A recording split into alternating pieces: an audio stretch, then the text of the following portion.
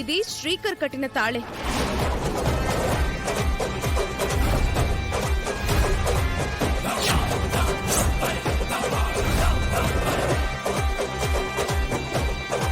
ప్రస్తుతం దూరంగా ఉంటున్నారు.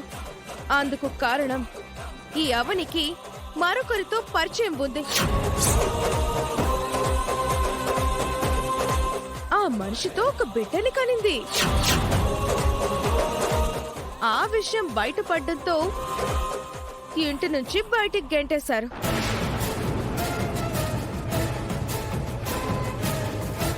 ఏంటమ్మా, ఈ అమ్మాయి నీ గురించి ఇన్ని మాటలు మాట్లాడుతుంది? ఈమె చెప్పింది నిజమా? నీ మీద ఇన్ని ఆరోపణలు చేస్తుందేంటి? నువ్వెందుకు మౌనంగా ఉన్నావు? మమ్మీ, మౌనంగా ఉందంటే తన తప్పుల్ని ఒప్పుకున్నట్టేగా. ఎందుకు అవనిని చూస్తుంటే అలా అనిపించడం లేదు. సార్, ఈ నిహారికి అబద్ధం చెప్తాను సార్. నాకు పెళ్ళే కాలేదు. నాకు అవనికి ఎటువంటి సంబంధము లేదు. మేం భార్యాభర్తలం కాదు సార్. ఇప్పుడు దీనికి నీ సమాధానం ఏంటమ్మా? నువ్వు చెప్పింది నిజమని నిరూపించగలవా? వీళ్ళు అడ్డం తిరుగుతారని నాకు తెలుసు. అందుకే నేను ఆధారాలతో సహా వచ్చాను.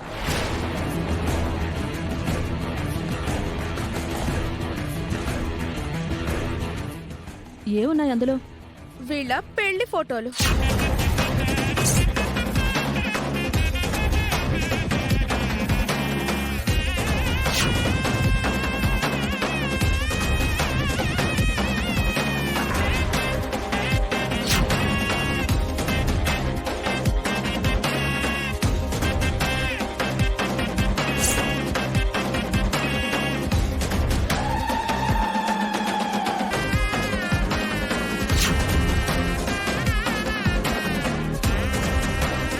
ఎవిడెన్స్ చూశారు కదా, ఇప్పుడు నమ్ముతారా? ఇద్దరు గొప్పోళ్ళని అందరూ అనుకున్నారు. ఇది వీళ్ళ ఒరిజినాలిటీ. ఎందుకు అబద్ధం చెప్పారు? ఎందుకు మోసం చేశారు? సార్, కావాలని మోసం చేసింది కాదు. మా మధ్య ఉన్న మనస్పర్ధల వల్ల, కుటుంబ కలహాల వల్ల ఆ విధంగా చెప్పాల్సి వచ్చింది.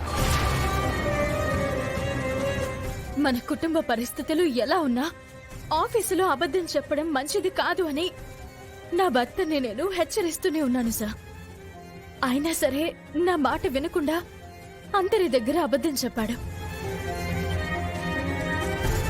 ఈ నిజం నీ ముందు ఏ క్షణం బయట పడుతుందోనని రోజు నేను భయపడుతూనే ఉన్నాను.